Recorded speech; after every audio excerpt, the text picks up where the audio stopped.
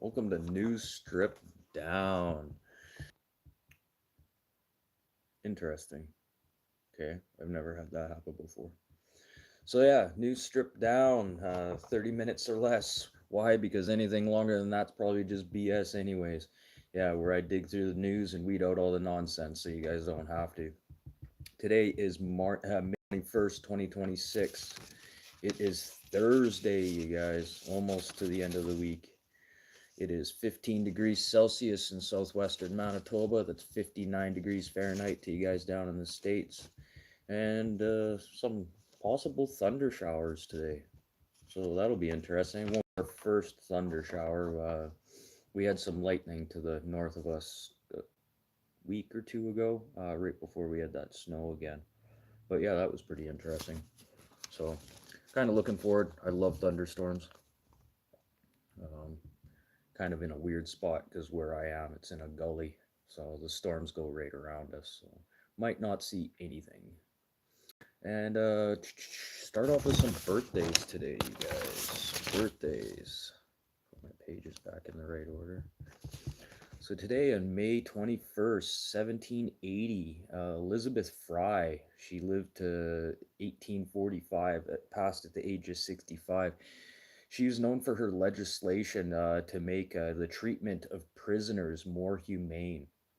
Yeah, pretty interesting. And she was also on the 2001 to 2017 $5 Bank of England note. I don't know if that's a euro or the pound, but she was on the money. So had to have some major significance. Bet you there's still a lot of people that are in jail that use her. Well, what about Elizabeth Fry? Yeah, whatever.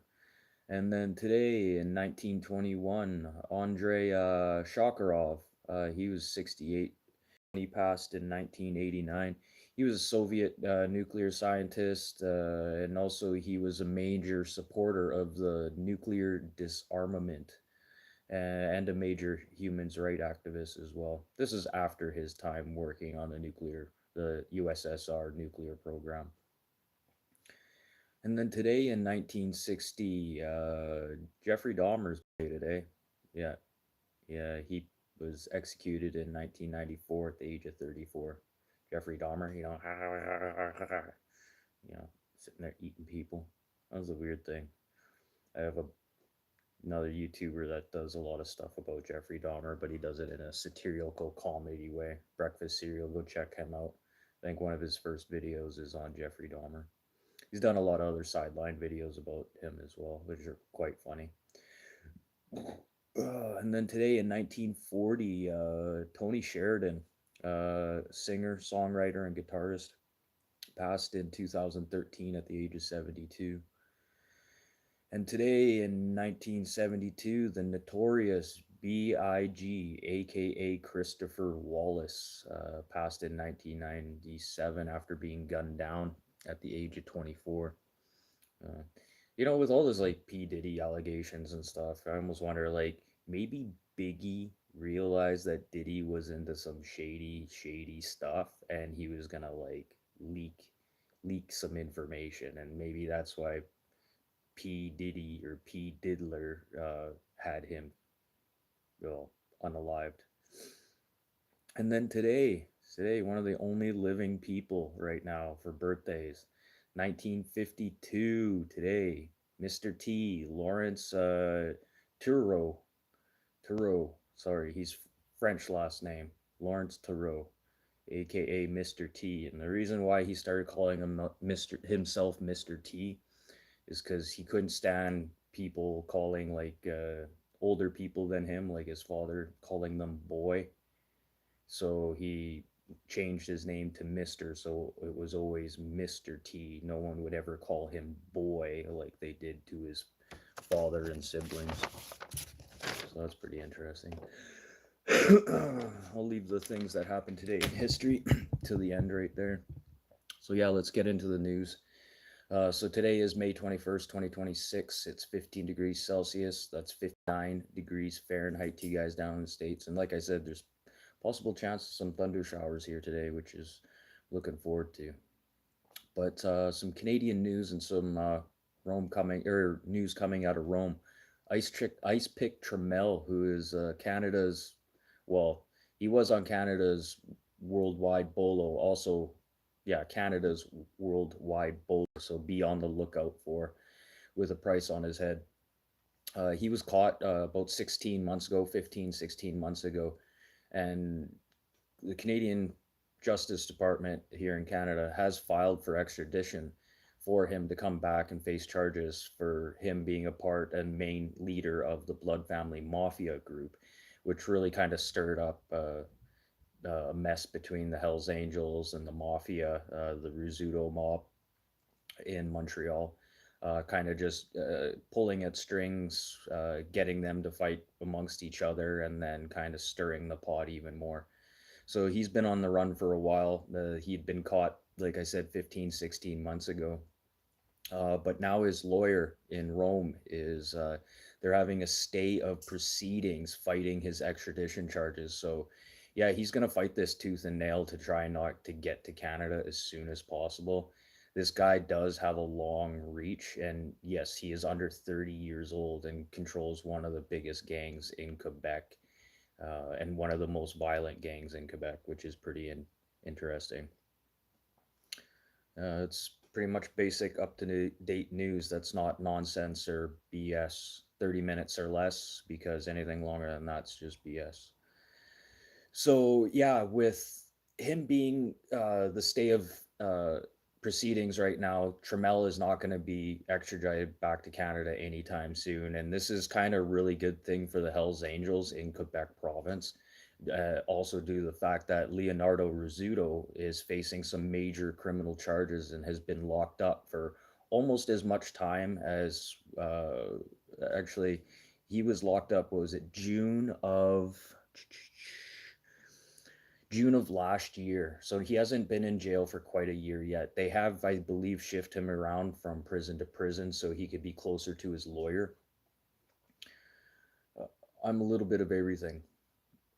Uh, so, so with the Rizzutos being locked up in jail right now and facing these hardcore murder charges and attempted murder charges, and yeah, so he's got a bunch of charges stacked up on him right now, which is kind of put that power vacuum right back into the Hells Angels. And Hells Angels in Quebec is nothing like the Hells Angels across Canada. You can talk to other fractions, even other biker gangs that have been through Canada, and rule of thumb is just let Quebec do its own thing, because there's no way you're going to stop them. So by the sounds of it, the HA have resumed control, and it's kind of nice. You don't hear of any real major conflicts happening anymore now that you have the Rizzutos and Ice Pick Trammell being locked up in Rome. So yeah, the streets are starting to get a little bit more quiet. I don't know if things are getting dealt with in-house. Normally, the way the bikers do it is clean within house. Keep things quiet. You don't want bodies on the street. That creates media, and that creates way too much attention. And then by the sounds of it, with the Greek being assassinated there, that might have been a direct link to the Rizzuto mob wanting him out of there too, because he also had ties with the HA. So the streets are get cleaned up in Quebec province, which is quite interesting. So we'll see what happens over the next couple months here. It is the summertime, and this is normally the time when things start getting heated up, and we'll see what happens. Okay, go to Quebec and say that. I almost dare you. You'd end up in the St. Lawrence River in a sleeping bag. And over to Austria, former Austrian intelligence officer has been found guilty of Egisto Ott, for, and this, yeah, he's being dubbed Austria's biggest spy trial. Yeah, because of all this now. But yeah, he has been charged and sentenced to 4 years in prison for his role in handing over documents to the Russian government. I think this is a little light, only 4 years for, espionage charges, unless they have something else planned for him. Like the US right now is looking still for that Eileen, Monica Witt, who is a defector over to Iran. So she's getting into some issues here, and I guess her name must be popping up when it comes to doing some covert operations, or they wouldn't have raised her bond or her reward to $200,000. And then we're still waiting to see on charges about Eileen Wong, who was mayor in Arcadia, California. Uh, Obviously, working for the Chinese government, she has done a plea agreement, but she was looking at 10 years in jail for her work with the Chinese Nationalist Party. So, more espionage. She was looking at 10 years. I don't think we'll ever see that 10 years, but if she gets like 4 years less than that, I think anyone who's dealing with espionage, we should really start giving these people some more serious charges. Like for what happened in Austria there, 4 years for what he was doing, especially being part of Austria, that's not good juju by any means. But yeah, I would really like to see this, especially Aline Wong. She was a government official. She abused her powers to the point where she was doing espionage for the Chinese government. So would you guys like to see these people being punished more? Like, I know because of their status, they're going to get treated a little bit lighter than your average citizen, which I find is complete asinine. But I would like to see some real major charges, if not the full 10 years for this Eileen Wong, for sure, 100%, especially because her position as a mayor. Like, how does this happen? And then over to the UAE, the United Arab Emirates there. Yeah, they've been announcing that, they're going to bump up this pipeline here that's going to export oil around the Strait of Hormuz to the Fujairah by 2027. So just next year. So the Abu Dhabi National Oil Company has fast tracked this west east pipeline uh, that's already under construction right now as we speak. So they're supposed to double production heading out that way by 2027. Like, how is this going to affect us? It's not really going to affect us in any major way right now. This is just one step. And to tell you the truth, trust me, UAE was already thinking about doing this. It's just a lot of things starting to happen a lot faster than, because of the conflict that's happening.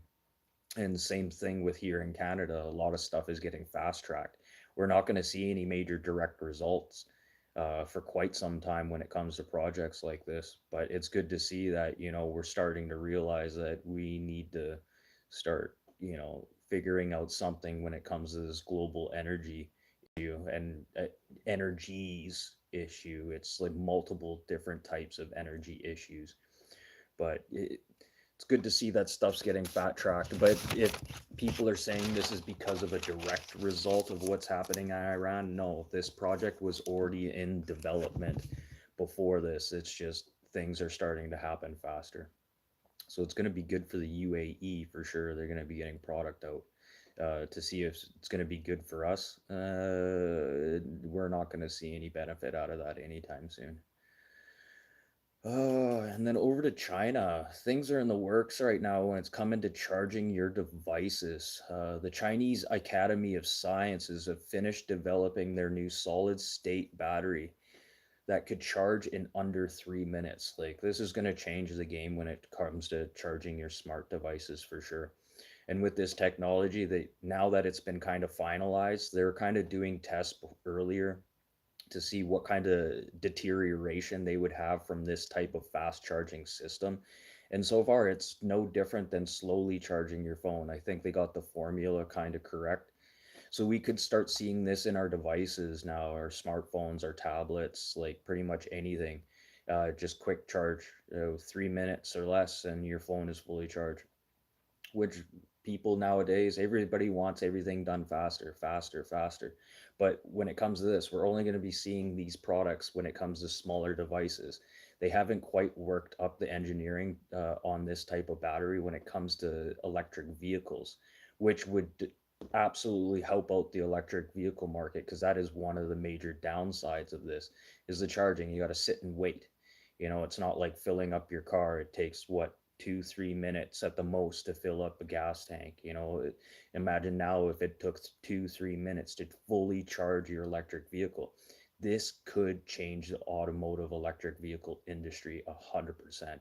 And with Honda, taking a major dip last week there when it came to their electric vehicle market. And now they're shifting over to hybrid electric vehicles now, because they're just not doing well in the electric car market. And just one of the variables is the charging, and then we have to get into, our infrastructure. And a lot of the infrastructure isn't out there yet to be putting this amount of electric vehicles into our grid.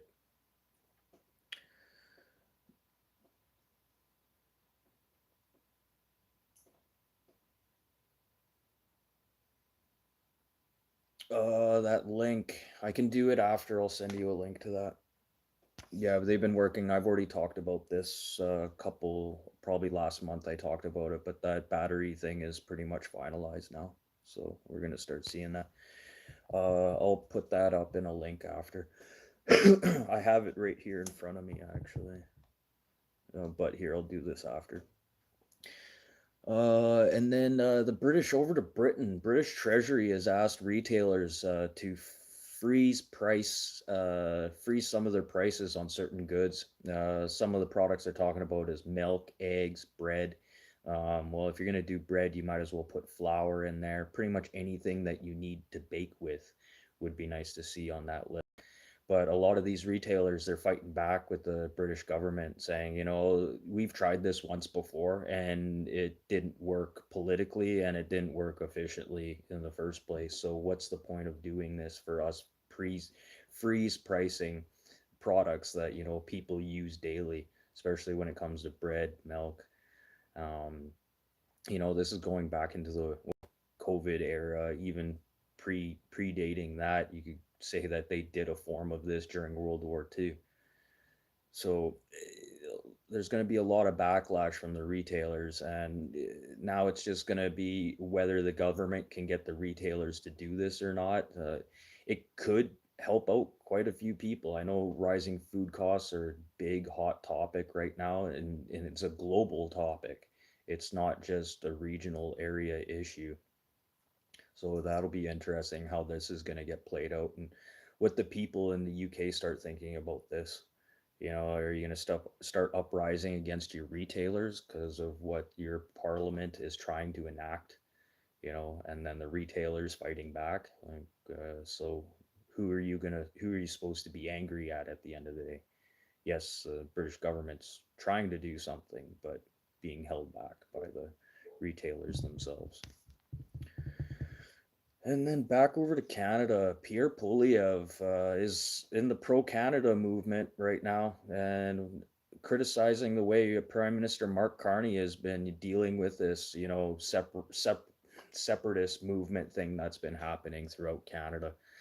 And then also Pierre Poilievre praising how previous Prime Minister Stephen Harper, kind of dealt with the Bloc Québécois and the French parties that really wanted to start separating during the 90s into the early 2000s, and how they kind of just divvied up and broken into different separate factions and things like that. But I wouldn't say that Stephen Harper was really responsible for that. That party was already fracturing in the first place. And then with Pierre Poilievre criticizing Mark Carney about how he's dealing with this separatist thing. You know what? This thing's going to die out as it is. And then for him to sit here right now and speak up about Carney, like, think about this. Your constituents are Albertans. Your vote is based on Albertans. So right now, what you're saying, you would have done things differently. Okay, so you still have a place in Alberta. So you must know something that nobody else knows, or there's something that that you're keeping a secret, because you wouldn't be saying this right now around all these separatists if you knew that they didn't have a vote. because it would put his job in jeopardy and put his seating in jeopardy. So what is he trying to say here? Like it's okay. Like, yeah, I know this Alberta BS is just a bunch of just gossip and they're just wasting their breath, because that's kind of what he's saying without saying it. Because obviously he wouldn't be criticizing and saying, I'm pro Canada, we should keep Canada as a country, we shouldn't be talking about division. And so obviously he knows something that no one else does, or he's really speaking to the, people with a half a brain out there that think that this separation thing is actually going to happen. And it's not. I almost guarantee this. And you can talk to any tribesman, any chief, even throughout Manitoba and Saskatchewan, and see what their thoughts are. And the way they're talking, they want to separate. Okay, the Aboriginal people, the Native people of Canada, they want to separate. Okay, but from the white man, they want us all to leave. Like, yeah, if Alberta separated, that's no benefit to them. And to say that, yeah, they're on board, I beg to differ. I beg to differ. And they're going to play this out in the courts as long as they have to. And trust me, with their track record when it comes to just dealing with the federal government on legal battles, yeah, they come out with the bigger stick on top. So, yeah, this separation thing's never going to happen. And with Pierre talking about stuff like this today, that's obviously a good sign that it's never going to happen, or he wouldn't be talking trash about the separatists, right? Because there's 300,000 votes he just lost, right? So, like, think about that. Obviously, he knows something that's going on, but to sit there and criticize Carney about the way he's dealing with it, it's going to peter out on its own. Trust me. I don't think he needs to do anything. And then speaking of Carney, Carney was downplaying the decision on abruptly pausing the long-lasting National Defense Board and put it under review. Okay, so this defense board agreement that we've had with the United States has been going on since 1940. Okay, the last time we've actually had a sit down when it comes to this defense board, like trilateral agreement defense nonsense, was in 2024. This is before Trump was in office. So this was already on its way out. It was already getting fractured before Trump got in. It's just now it's showing the signs. This is the straw that broke the camel's back this time. And it to say that this was a direct result of what President Trump and how the politics are playing out between Canada and the US, I'm going to say that's a farce. This was already on its way out. It was already for discussion even before Trump came into office. So there's for people to say that that was a direct result or assume that it's a direct result, you are completely wrong.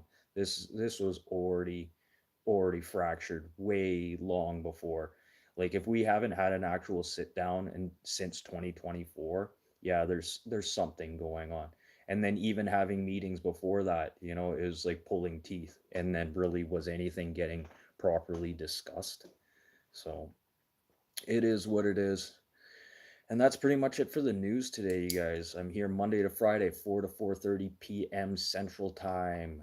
30 minutes or less. Why? Because anything longer than that's probably just BS anyways. Yeah. Sorry I didn't do a show yesterday, you guys. I had to go help a buddy.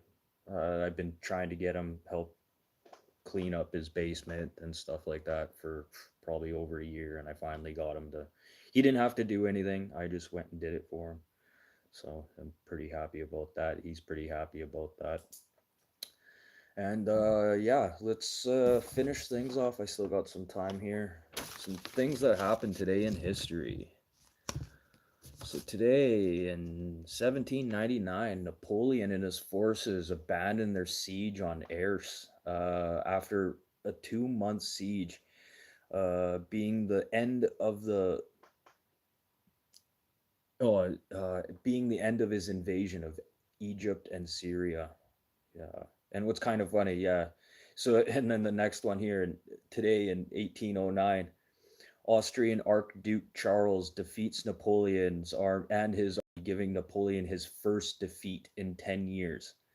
Okay, That's not right. Okay, first defeat. So in 1799, there Napoleon and his forces abandoned their siege, while attacking Egypt and Syria. Wouldn't you say that was like a little bit of an ass whipping? His first defeat. Well, if you had to abandon your siege on something, I'd call that a defeat. So to say that the Austrian Archduke Charles defeated him in his first 10 years, nah, I don't think so. And then today, in May 21st, 1819, first bicycle in the US called the Swift Walker debuts in New York City. The first bike was actually a German made running machine built in June 12th, 1817. So just a couple years before. And the first bicycle, you just use your feet. It's pretty much just like a bicycle with wheels with no chain drive or anything. You just coast along with your legs dragging. So, and then today in 1832, the first Democratic National Convention is held in Baltimore. Interesting.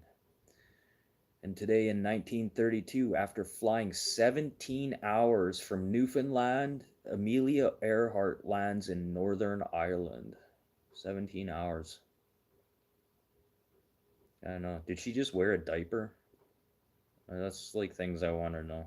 Like, did they have diapers back then? Or probably something like that. Or did she like just tie the controls of the plane to something while she just pops a squat in a bucket? These are always questions I always ask myself, and I don't know why. And then today in 1908, the first American horror film debuts in Chicago, Dr. Jekyll and Mr. Hyde. Yeah, 1908, first horror film. I really wonder how people thought back then of like they probably freaked out, like this can't be real, like this is blasphemy, especially the way religion was. Imagine like how much like